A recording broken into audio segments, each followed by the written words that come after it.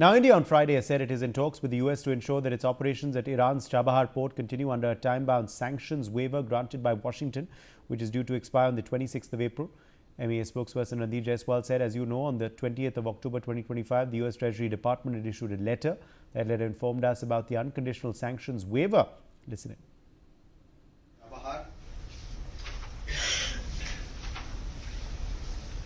On 28th October 2025, as you are aware, the US Department of Treasury had issued a letter outlining the guidance on the conditional sanctions waiver, which is valid till 26th April 2026.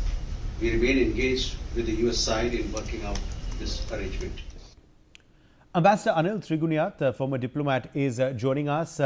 Ambassador Trigunyat, we are learning that the MEA, of course, is in talks with the US, and India, of course, at a high level is in talks with the US to try and extend that diplomatic waiver, that sanctions waiver, of course, and also to ensure that, of course, the operations at Chabahar Port continue unabated despite the situation in the region.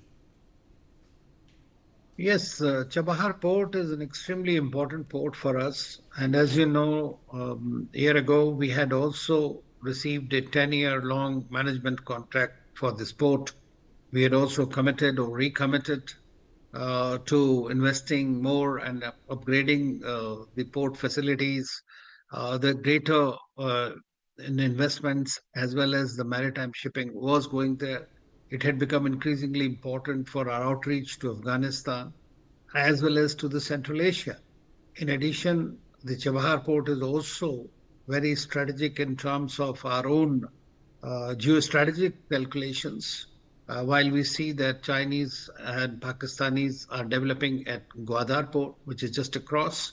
On the other hand, it is also very important and it's been integrated into the international north-south transport corridor, for which India has been once again trying to recalibrate and start trading with that while the IMX still is in the hold.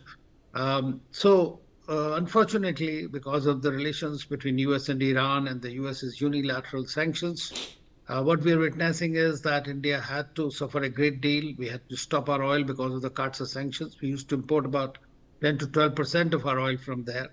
But then we continued to seek waivers, and under the last Trump administration, these were stopped as well. This time, under the Biden administration, I think we got the waivers until 26th April, as the spokesperson has also said it. But we must find some ways to continue and not to succumb to our strategic objectives and the goals that are extremely important for our own sense. So we have to assess and reassess our position.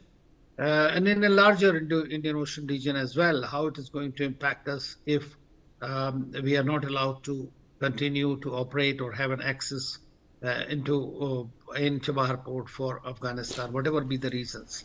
So it's right now, I think negotiations are going on with the Americans, but if they take a hard position, they have already come out with a new kind of a tariff about 25%, which by itself will not impact us much because the trade volume is very low between India and Iran at this stage, 1.68 billion or something. But it has a lot of optical value, and I think that would also need to be considered in the wake of us being the voice of the global South and a country with a strategic autonomy. Okay.